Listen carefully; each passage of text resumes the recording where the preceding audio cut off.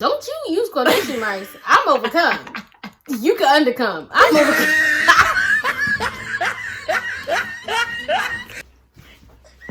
PG-13!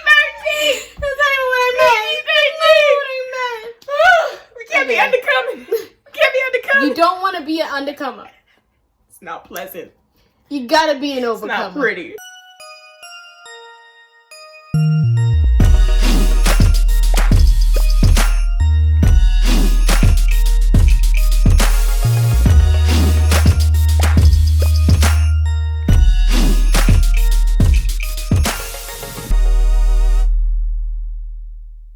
Alrighty.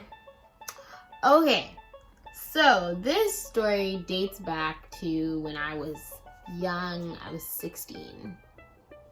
And my family had a party for my Uncle Morris.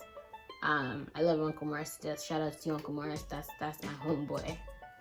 So a bunch, like, everybody was at this party. It was late and we're all having a good time. Everybody's all over the house and, you know, just doing things, eating, jokes, whatever. Mm-hmm. So my dad was like, I'm tired, I'm going home.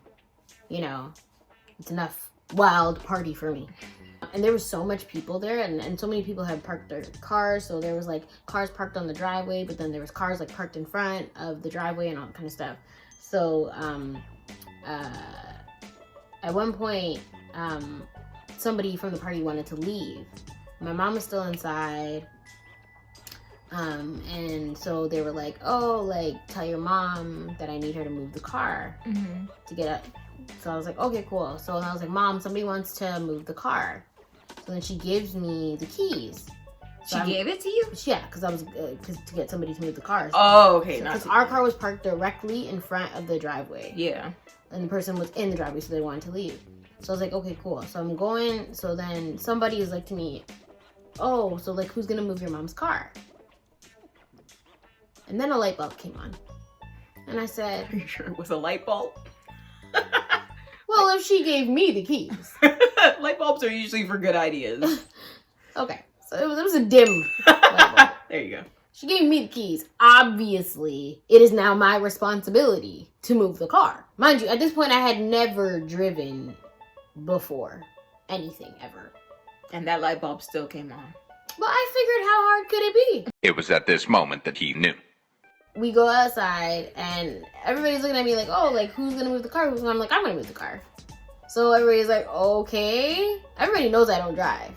And I blame every single one of y'all. Everybody that was out there watching me drive, I blame all of y'all for what happened next. Oh, gosh. So I get in the, mind you, I'm really short, okay? Oh, I get in the driver's seat, put the key in the ignition, and then he said, okay, so one of my cousins was like, okay, so turn the car on, and then make sure you put your foot on the brake while you're turning the car on. Okay. So I'm like, okay. I'm short, so my foot wasn't like pushed on the brake completely. I also didn't know that when you turn the car on, the car moves forward a little bit. Oh, yeah. So I turned the car on and took the car out of park, and I felt the car move forward a little bit, like it wasn't going anywhere. But that made me, in my mind, panic. So then I was like, oh my god, I have my foot on the wrong pedal. Then I took my foot off the brake, and I slammed my foot on the gas, and the car just went like straight forward. And then I drove right into the back of my uncle's truck, and I was going so fast because like they were running on the side, and they're like, brake, Crystal, brake! But I had panicked already. My whole body froze up. So I was already like, ah! And then like my feet just froze. Both of my feet are up at this point. I'm not touching the brake or the pedal. Yeah. But because I was going so fast, Yeah. I drove right into the back of my uncle's truck. But I was going so fast that it bounced on the truck, then rolled back, then bounced, and 4 times. But it didn't dent? 100. Let me finish the story. Oh, okay. So when the car finally stopped, and I finally hit it for the last time, I was like so shook. I literally just like, I was like, oh no, oh no, no, no, no, no. I just opened the side door, got out of the car, and then sat down on the concrete in the middle of the road. And I was like, take me now, Lord, take me now. I was like, this is bad. This is bad. No, this is my uncle's like work truck. Like this is a big truck. Yeah. When I got up and I saw, I broke off his whole bumper. That was gone. That was history. Oh my God! And then, so I'm just outside sitting on the ground. Mind you, my mom's in the house. So They everybody, didn't hear that? everybody heard it. So everybody's coming outside. Like half my cousins are like over there dying of laughter. Family, friends, everybody's just like laughing, thinking like this is so funny. Oh my God, Chris is such an idiot. That one was circulating a lot. I'm super traumatized at this point. Like I'm freaking out. I'm shaking. I was so scared. And my uncle was so understanding. Like, he was like, "Are you okay?" Blah blah blah. He didn't even care about the car. Out comes my mom. I'm like expecting my mom to come and like hug me. Be like, "Are you okay?" Whatever. My mom's like, "You always let the devil use you."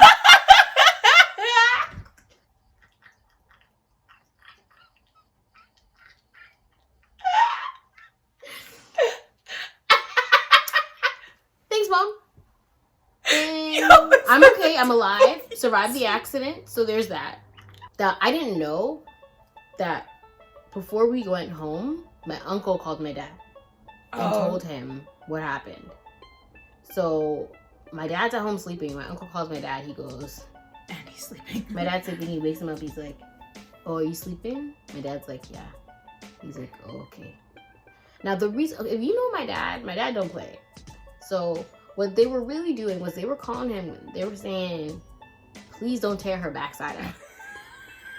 They went to intercede on my behalf, knowing the wrath that was coming.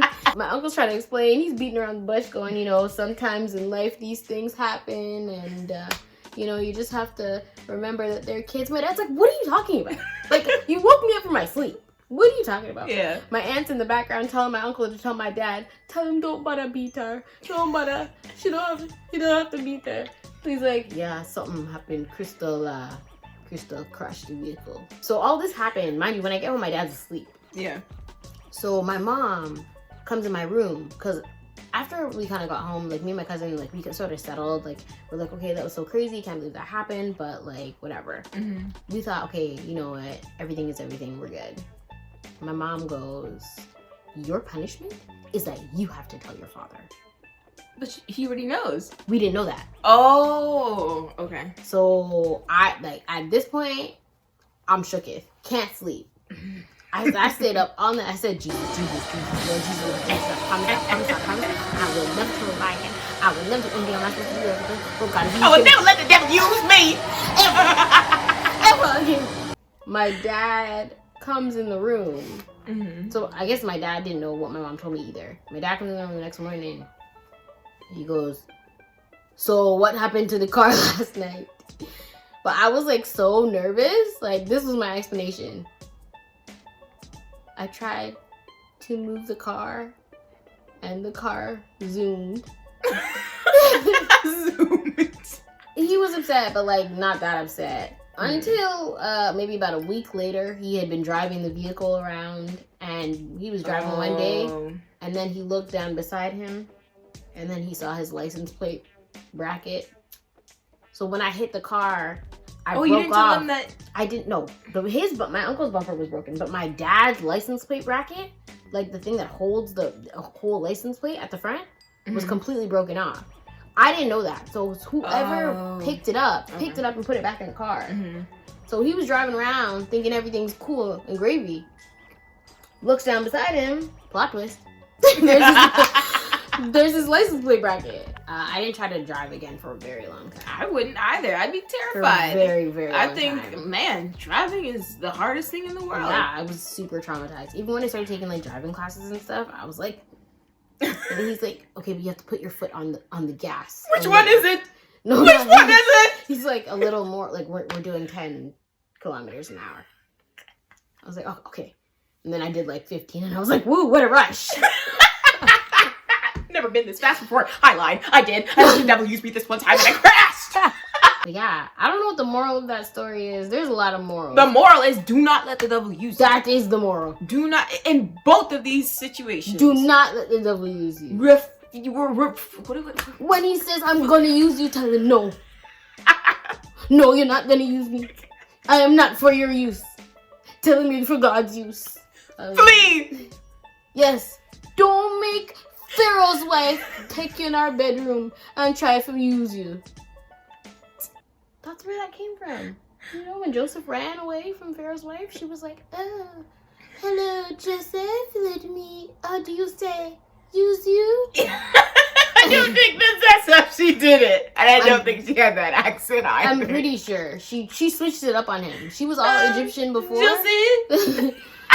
And then she was like, all right, for this seduction, I'm going to use this. I'm going to use this French accent. But Joseph was like, nah. That's what you got to be with when the devil tries to use you. You got to flee. You got to run. Don't look back. Even if he taunts you with that candy bar, don't look back. Or gives you the keys. Don't look back. You just keep running. Run. But you know what happens after? You just get back up again. Get back up again. Get back up again. Get back up You again. should get back up again. Won't Won't he do it? Yes, he will. Yo, thank you so much for watching our channel, guys. Yes. Thank you. Like, comment, subscribe. Tell us if you want more stories. Yes. Comment down below some of your crazy stories that you have experienced, that you have gone through. Tell us some of the sins that you've overcome. And don't you use quotation marks. I'm overcome. You can undercome. I'm overcome.